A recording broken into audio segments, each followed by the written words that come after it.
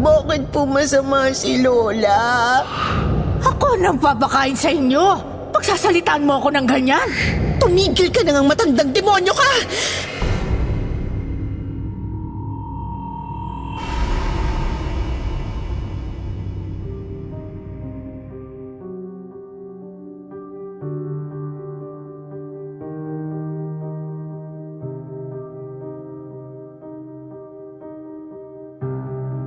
Good day, kwentong takip silim.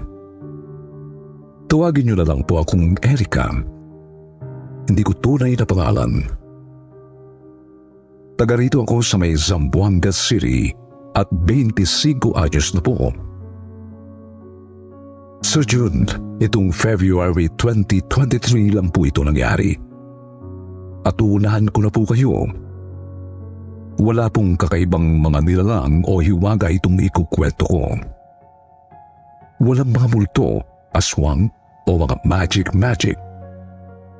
Subalit masasabi kong sobrang kilabot ang nararamdaman ko kapag naaalala ko ito. Kilabot na nagpapaalala sa aking tao pa rin talaga ang pinakakasuklam-suklam na nilalang sa mundo. Sa June, gabi na po talaga ako umuwi galing sa pinapasukan kong burger store. Kadalasan mga alas 10 o alas 11. Depende kung busy ba o hindi at kung maaga o late ang kapalitan ko ng shift. Kapag umuwi naman po ako, madalas akong bumibili ng ulam sa may kanto. Pagdaan ko roon, kasi gutom na ako niyan at wala lang oras magluto. Suki na nga po ako sa isang fried chicken shop dahil iyon ang pinakamurang choice. Tapos may kanin pa.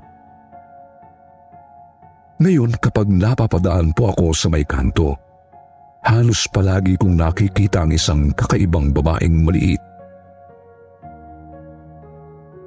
Madalas siyang nakaupo sa may bangketa malapit sa fried chicken shop. Pagkatapos palaging may dalang 2 lumang manika. Noong una akala ko bata lang yun na nasa mga 13 anyos. Pero kalaunan, napagtanto kong siguro kaidaran ko lang pala siya. O baka nga mas matanda pa sa akin. Sadyang maliit lang po ang pangangatawan niya at mukha talagang bata kung titingnan.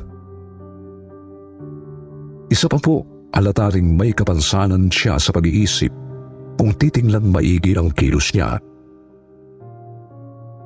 Di naman siya matumis at di rin mukhang taong grasa. Pero medyo creepy nga lang. Kasi palagi niya akong niningitian kapag napapadaan ako. Palagi naman siyang nakabusangot kapag nakatingin sa ibang tao.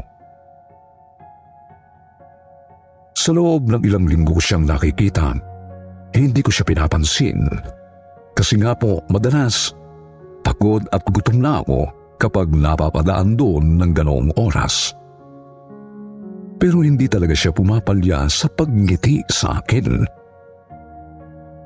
Hanggang sa noong Pebrero nga po, ginitian ko siya pabalik sa unang pagkakataon. Pasado alas 11 na po ng gabi noon.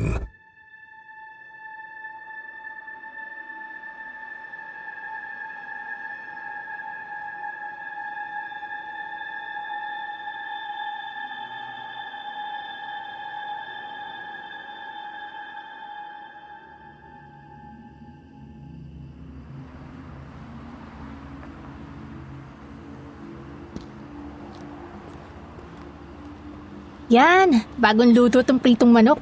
Kahit pa paano, masarap ang kakainin ko nito. Eka, ayan na naman siya. Oh, hiningitian na naman ako. Ano kaya meron sa babaeng yan? Bakit kaya palagi niya akong hiningitian? Ngitian ko kaya pabalik? Hala, ang galing! Nginitian ako ni ate! Nginitian ako ni ate!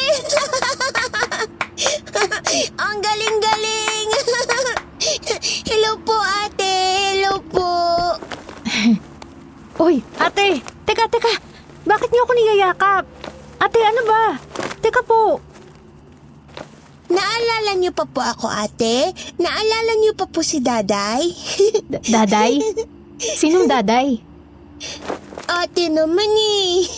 Ako po si Daday. Ako po si Daday. Ganun ba? Daday, bakit ka ba nandito palagi sa bangketa kapag ganitong oras? Saan ka ba nakatira?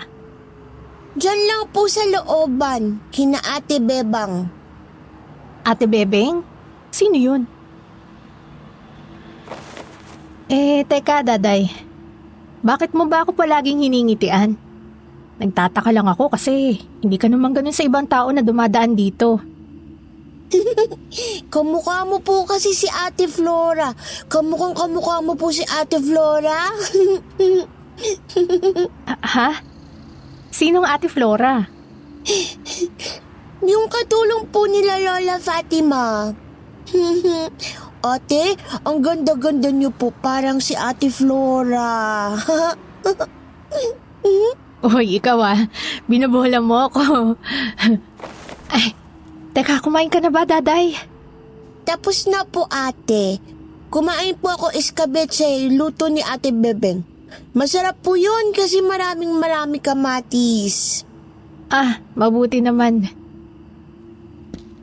Daday, ano nangyari dyan sa hindi liit mo sa kanan? Bakit parang bali?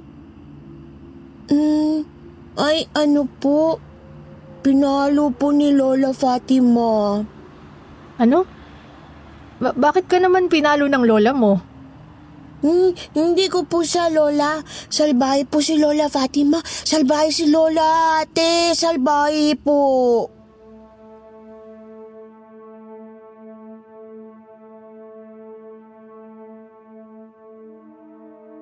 Sir Jun, magpapaalam na po sana ako kay tatay. Pero nakuha ng sinabi niya ang curiosity ko. Napatanong ako sa isip, bakit salbahe ang tingin ng isang katulad ni Daday sa isang matandang hindi naman niya lola? Tsaka, bakit mukhang malapit naman sa puso ni Daday yung kasambahay ng masamang matanda? Opo, pagod na ako sa trabaho noon, pero natagbulan ng curiosity ang hanto ko. Kaya naman, pumwesto rin po ako sa may bangketa at inayang makipagkwentuhan si Daday.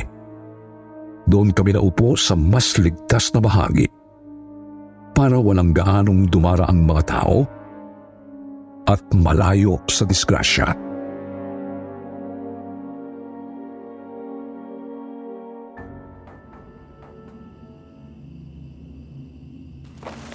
Daday, pwede mo ba akong kwentuhan tungkol dun kina Lola Fatima at Ate Flora? Siyempre naman po. Ganito po kasi yun, ate. Doon po ako lumaki sa malaking bahay ni Lola Fatima. Kasama ko po ibang bata. Kasama ko Marie, Dodi, Tantan, tapos marami pang iba. Mahilig po kaming maglaro ng habulan, tsaka taguan, tsaka piko. Tapos po... Bakit mo naman nasabing salbay si Lola Fatima mo?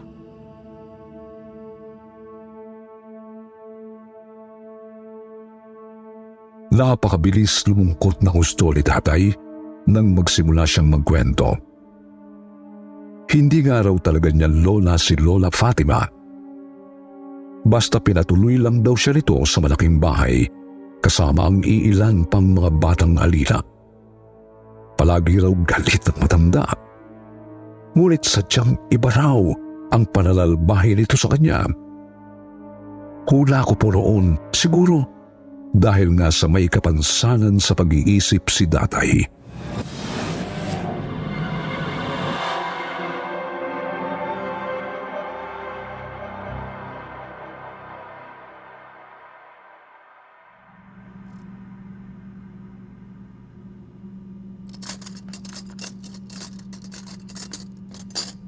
Oh, Daday, tapos ka na ba maglinis ng banyo?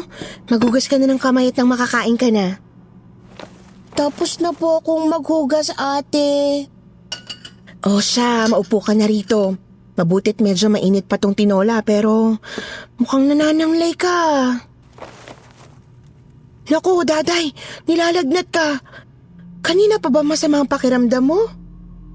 Ate? Oh.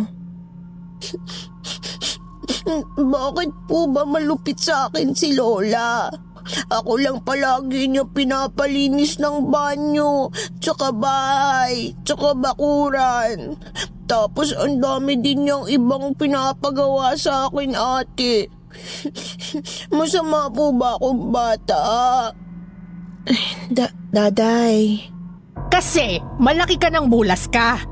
15 anyos ka na, isip bata ka pa rin. Lola! Ang lakas-lakas ng loob mong magreklamo. Bakit? Nasaan ka ba? At sino bang nagpapakain sa'yo? Dapat ka nga magpasalamat kasi kinupkup pa kita eh. Kung hindi dahil sa akin, malamang matagal ka ng patay sa kalsada. Nanay, pagpasensyahan niyo na lang po si Daday. May lagnat po yung bata eh. Eh ano kung may lagnat? Pwede na niya akong pagsalitaan ng kung ano? Ay nako, Flora, tigil-tigilan mo yung pagkampi sa impaktang yan, ha? Baka pati ikaw maparusahan ko. Sige na, kumain na kayo dyan at magdadasal na tayo. Tandaan niyong hindi kayo pwedeng pumalya sa pagdadasal nang malinis yung mga kaluluwa niyo, mga yawa.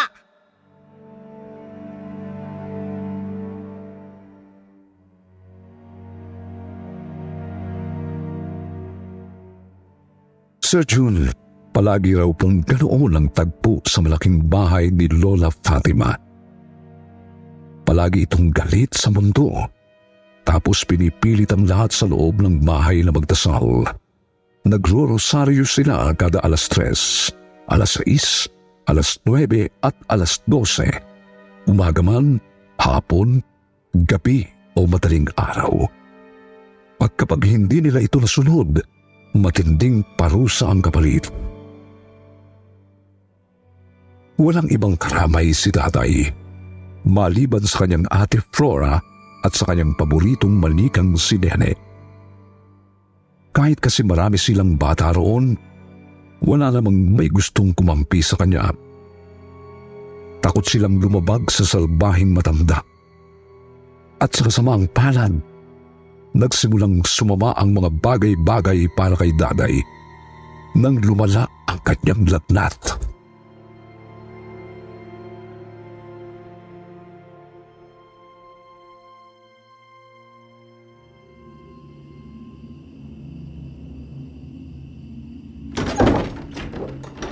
Anong oras na?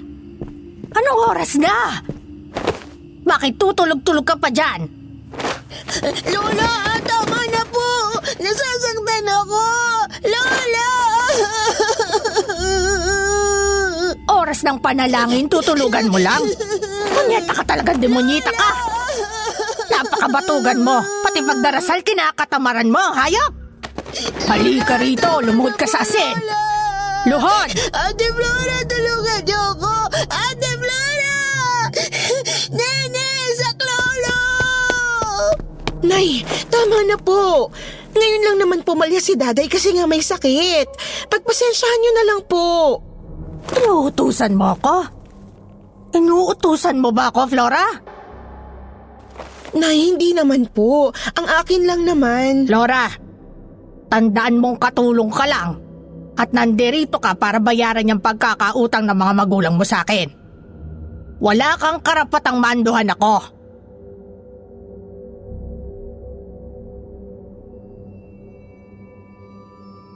Kahit nangihina, pinilit na lang daw po ni Tatay noon na sumabay sa pananalangin. Ayaw raw kasi niyang mapagalitan ang kanyang ate Flora. Nagpahinga na lang po siya agad pagkatapos magrosaryo.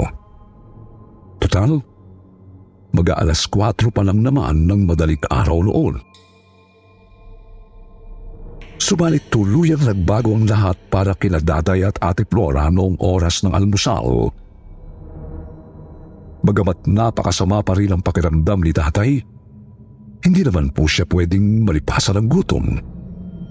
Kaya pinasabay pa rin siya ni Ate Flora na kumain sa kanila.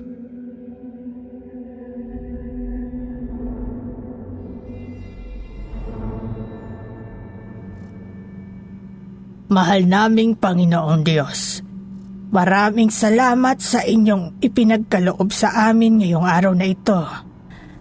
Naway basbasan ninyo ang pagkain sa aming hapag nang sa gayoy mabigyan kami ng sapat na lakas upang mapagsilbihan ang inyong kadakilaan. Sa ngalan ng Ama, ng Anak, at ng Espiritu Santo. Amen.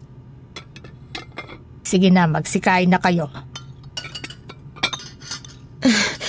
Hinay-hinay lang mga bata. Bibigyan ko naman kayo isa-isa. Teka lang ha. Oh, isa-isa lang. Oh, Daday. Kumusta na ba pakiramdam mo? Daday? Masama pa rin bang pakiramdam mo? Sige na, kumain ka na para lumakas-lakas ka kahit papaano. Ate, nahihilo po. Ay, Joseph! Daday! Lintik na bata ka talaga kahit kailan. Nakuha mo bang sumuka rito mismo sa hapagkainan? Kung ayaw mong kumain, huwag kang kumain. Hindi yung ganyang bababuyin mo ang mesa. Nay naman, pagpasensyahan niyo na po si Daday. Sadyang masama lang ang... Alam mo, Flora, naririndi na ako sa'yo. Pinagsasabihan ko yung yawa na yan at nang matuto. Tapos ikaw naman tong wala nang ginawa kundi kampihan yan. Sumusobra na po kasi kayo, Nay. Bakit ba napakalupit niyo sa mga bata?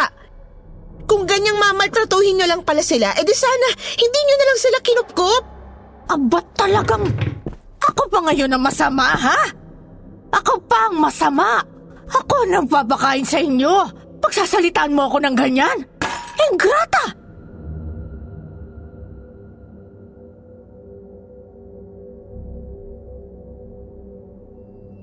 Bagamat nahihilo, napakalinaw pa raw sa isip ni Daday ang tagpo noong umagang iyon, Sir John. Iyon ang unang pagkakataong naparusahan ni Lola Fatima si Ate Flora. Sinapunutan, sinampal sa pahal at pinalo ng sinturon. Pagkatapos, kinaladkad ang dalaga papunta sa isang maliit na kwarto sa may likod ng bahay para ikulong. Hindi pa raw po nakontento si Lola Fatima at sinunod naman niyang parusahan ang batang may sakit. Dinala rin niya ito sa parehong maliit na kwarto, tsaka kinulong kasama ng kasambahay.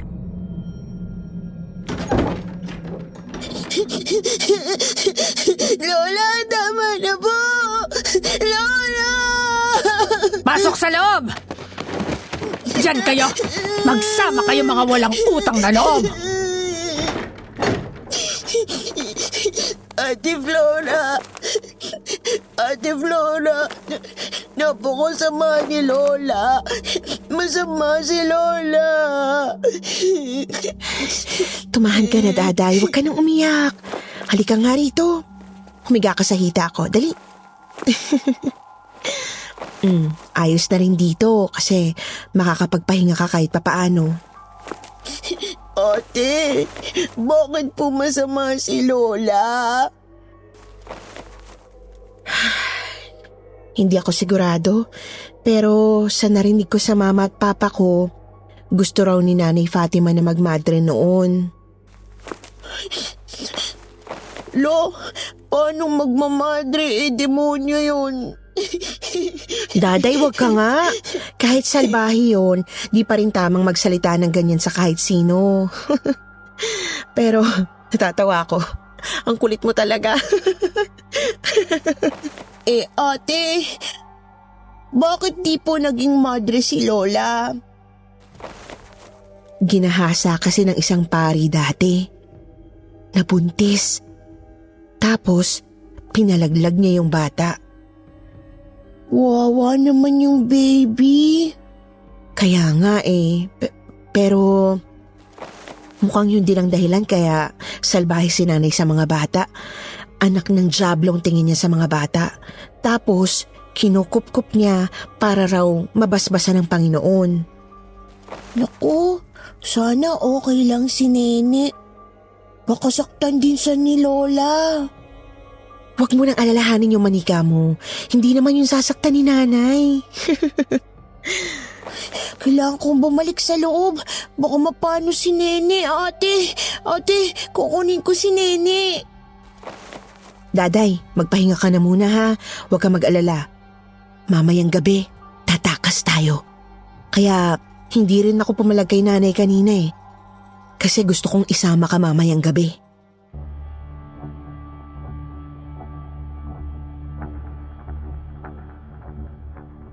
Hindi pa po lubusang naiintindihan ni Daday noon ang plano ni Ate Flora sa June. Ang nasa isip niya, tatakas sila para kunin ang malikang si Nene. Pagkatapos ay babalik din sa loob ng maliit na kwarto para hindi magalit si Lola Fatima.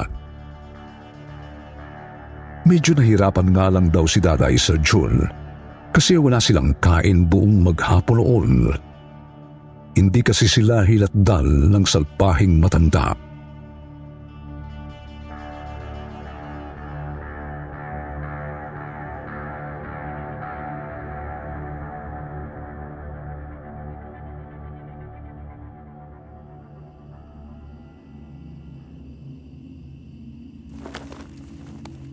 Daday!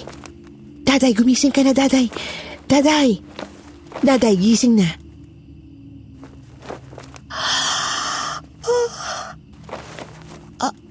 Ate? Gumising ka na. Tatakas na tayo. Paano tayo tatakas, ate? Susubukan kong baklasin ang pinto. Luma naman na tong kwarto na to eh. Palagay ko, magagawa nating sirain yung pinto. Yay! Mapupuntahan ko na si Nene! Mapupuntahan ko na si Nene! Uy, huwag ka masyadong maingay, Day. Baka marinig tayo. Shh. Tsaka, kailangan makuha natin agad si Nene, ha? Kailangan nating bilisan para makaalis na tayo dito sa impyernong bahay na to. Grabe ka naman, ate. Impyerno talaga. Sabi mo pa nga may demonyong matanda, di ba? Sige na, maganda ka na. At tandaan mo, kailangan nating magmadali.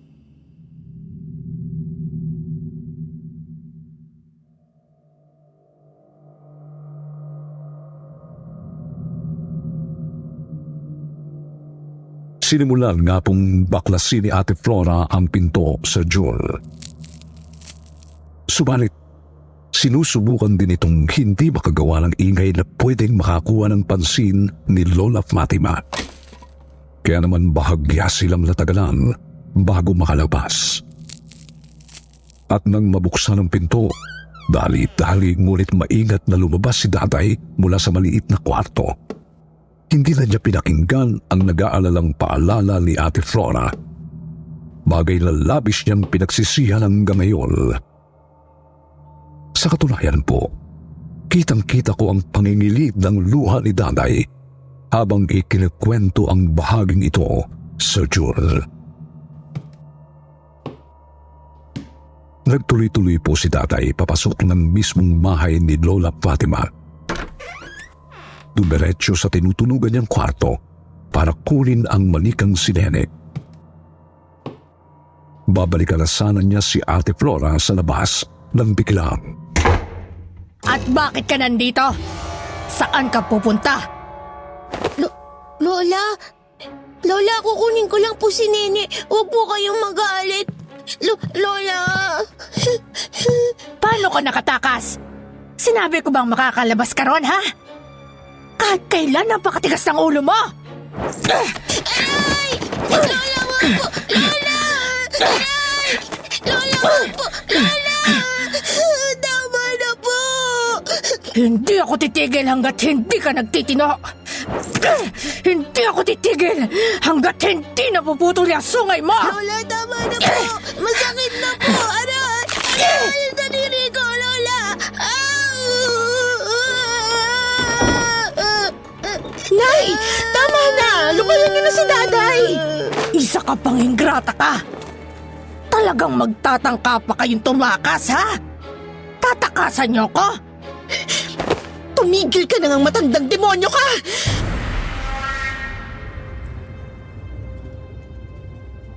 Sa June, kitang-kita raw ni tatay ang matinding galit ni Ate Flora noong oras na yon. Kitang-kita niya kung papaano sinabunutan ni Lola Fatima si Ate Flora. Ngunit nagulat siya nang manlaban ng kanyang ate.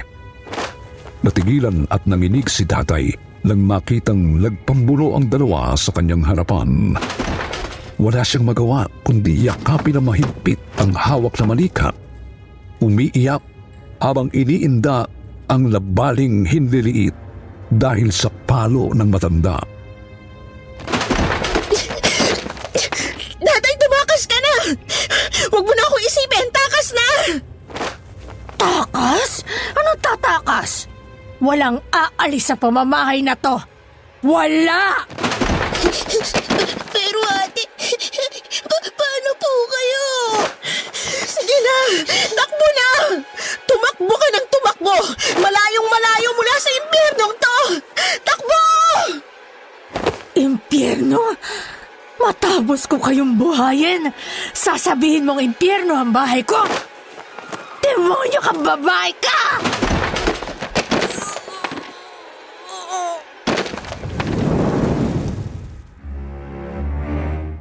Sir June, natigilan ang matanda nang matumba ang isang malaking kandila sa may altar dahil sa away nila ni Ate Flora.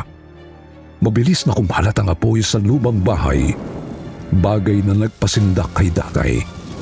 Doon na tumakbo papalabas ang maliit na babae, dala ang manika at dinig ang palahaw ni Ate Flora.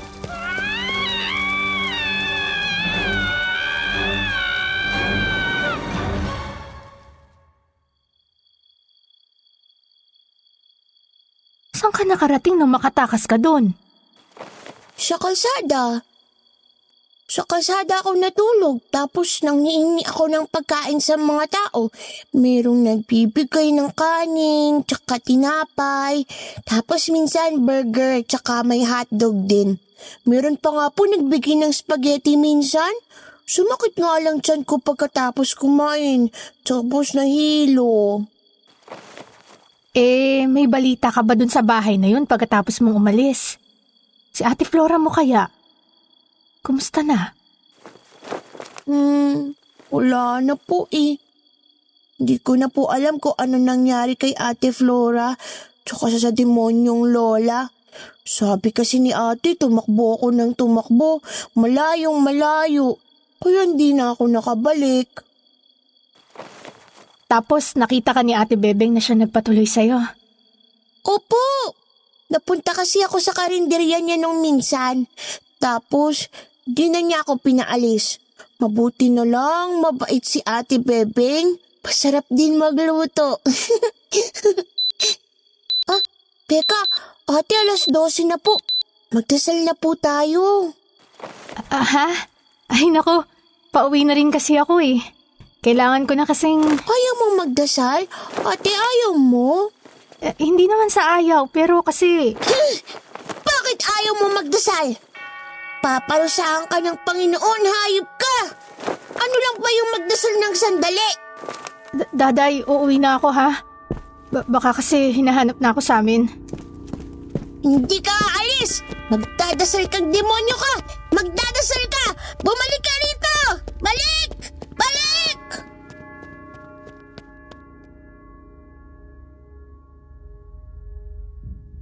Talagang nagulantang ako sa biglang pagbabago ng kilos ni Daday, Sir June.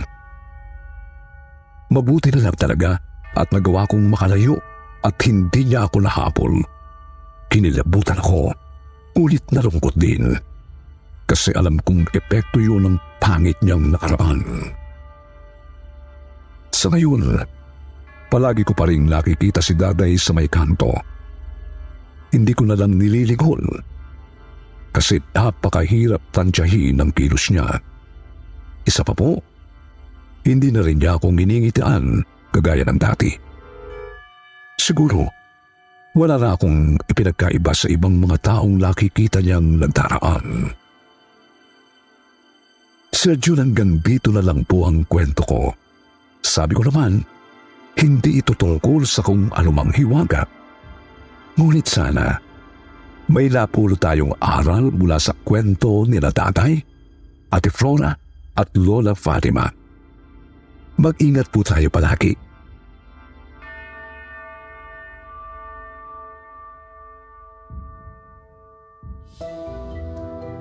Ngayon naman, dumako tayo sa paborito nating shoutout portion. Hello po kina Kimberly Mortel, Pandora Quill, Kilabot King, Stream Underground and Gun, Rogelio Parayaw, Michelle Carpina, Japan Rera, Clifford Diagan, Manchester, Captain Opa. Ngayon po yung magbabasa tayo ng pinakamagandang comment galing kay Kensini at Izzy. Sabi ni Kensini, ang ganda, parang nakikinig lang ng drama sa radyo. Sabi din ni Izzy, napakaganda po ng mga kwento nyo. Lagi po akong nakikinig. I'm one of your fans. Sa katunayan, libangan ko na po talaga ang pakikinig ng mga story nyo. Minsan po kasi nakaka-relate ako. Always po ako nakikinig from Kuwait. Sa mga hindi po nabanggit, sa susunod na lang po, huwag niyo pong kalimutang mag-reply sa ating shoutout box na nasa comment para ma-shoutout ang pangalan niyo. Muli po, mula sa bumubuo ng kwentong takip-silib at sitio Bakungot, ito po ang inyong kaibigan, Jude Martin de Gaspi, nagpapasalamat.